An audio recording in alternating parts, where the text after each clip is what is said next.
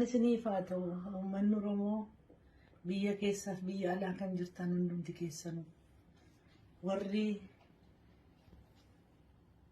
gaddi kun isinitti dhaga'ame Oromoon dhugaa gamaaf gamanaa walitti yaatanii sheekonni qeessonni waaqeffataan hundi qeerroon qeerrittiin hawaasni Oromoo hundumti keessan Owwaalcha obboleessa keenya artistiin Woogoo Banaa irratti akkas nu bareechitanii bareeddanii geggeessaa isaa gootan ulfinniif kabajniif bilisummaan isiniif haa ta'u jedha.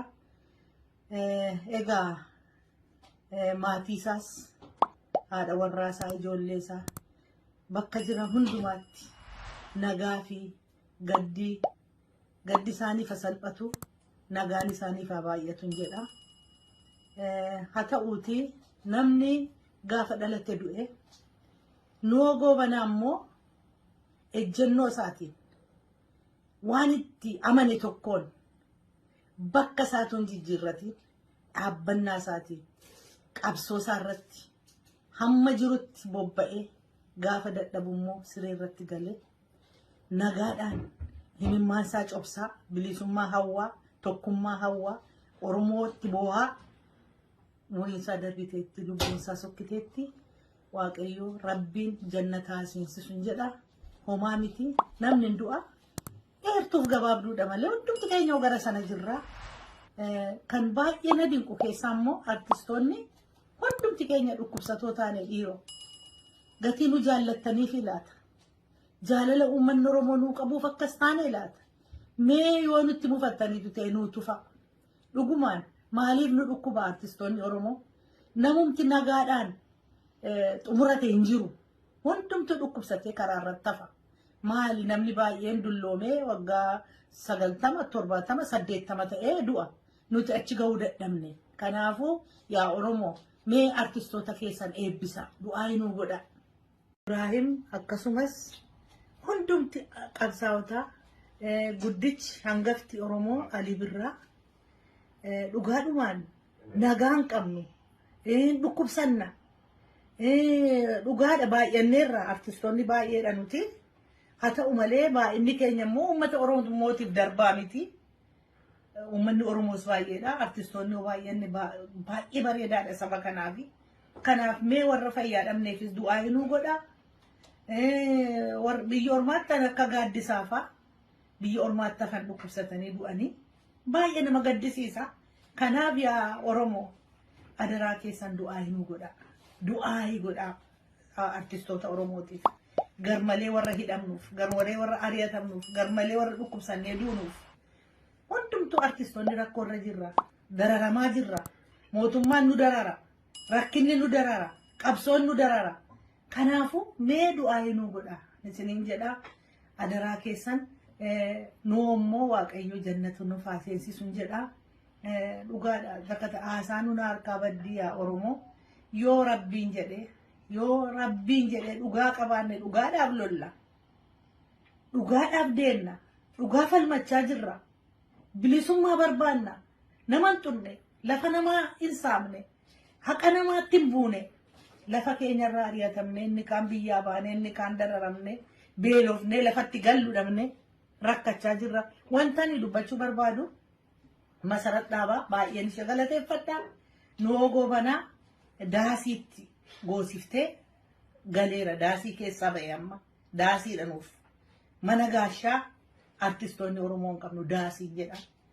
Haa ta'uuti daasiidhuma kana immoo uummanni Oromoo artistoota hundumaa yaadachuu qaba. Baay'eedha nuti maali? Omaan jennu qabsoodha. Walaa gargaarru. Wal biraa dhaabbannu.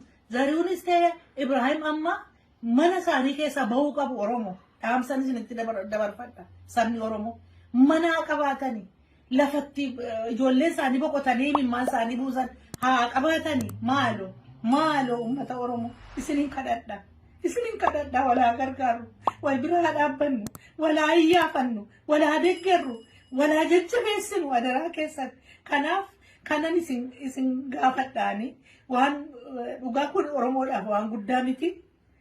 Daasii agoon artistoota hundumaaf warra ol deemaa jiran kanas karaa adda addaa karaa dandeenye bira dhaabbanne loomiin shantamni nama tokko abbaadha.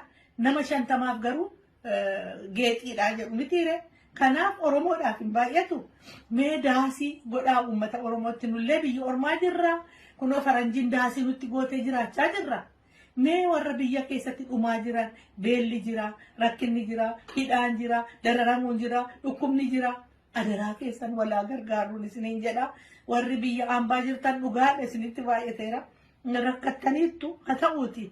Mee adaraa karaadhuma kunoo muuxannoo qabdii karaa masaradhaa baafaa kana muuxannoo guddaadha kan isheen gootee hiriyoonni ishee kan ishee duukaa dhama'an galanni keessan bilisummaa ta'uun jedha. Isaan baay'eedha maqaa isaanii yoo waamullee dogoggore.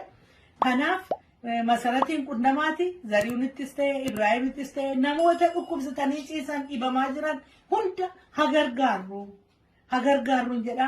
Anillee anna gargaaru faranjiidha. Isumarraan isaan gargaara isin duuka dhaabbadhe adaraa keessan wal biraa dhaabbannu isiniin jedha. Amma yoo gaafa dadhabellee yoo Oromiyaan na diddellee biyyi faranjiitti owwaalcha naa kennu dhugaadha. Waa tokko rakkoon tokko jiru. Ani daabboos nyaadheen bula. Adaraa keessan artistoota warra biyya keessa jiran yaadadhaan isiniin jedha. Artistoonni keenya immoo jabaadha. Namni nu ogoo banaa laale gaggalagalee ashaaroon ta'u. Hin gaggalagaliina. Lafa dhaabbatanitti du'a. Lafa dhaabbatan lubbuun du'an ooltu. Lubbuun du'an ooltu. Hin gaggalagaliina akka ashaaroo. Lafuma dhaabbatanitti ejjennoodhuma keessan gootummaadhuma keessaniin kaayyoo keessaniin du'aan isiniin jedha. Kabaja guddaadhaan ogoo banaa hin du'een jedhanii ka'ee dhaabbatee jira. Galatoomaan isiniin jedha. Baay'ee oduu isinitti hin baay'isu. Seenaa guddaadhaan ogoo banaa immoo bal'aatti yeroo garbiraan haasa'a. Seenaa guddaa waliin qabnaa jechuun qabsoo kana keessatti jechuudha. Kanaaf isa yeroo dhibiin hin haasofnaa jira miidiyaan Oromoo irratti haasofnaa. Haa ta'uuti ammaaf garuu dhaamsuma koon dhaammadhaa nu ogoo banaa bakka dhaqxetti sittaa tolu rabbiin siyaa qeebaluun jedha. Naaf jiraadhaa uummanni Oromoo jiraadhaa sabboonota koo jiraadhaa ammas immoo tattaafadhaa warra hidhaatti dararamaa jiranis cina dhaabbadhaa falmadhaatiidhaa yaafadhaa. Nuti dararamneerra banneerra hogganoota keenya akka isaan ba'aniif carraaqaa naman tuqnu namatti dhukaafnu naman rukunnu garuu mirga keenya falmannaa.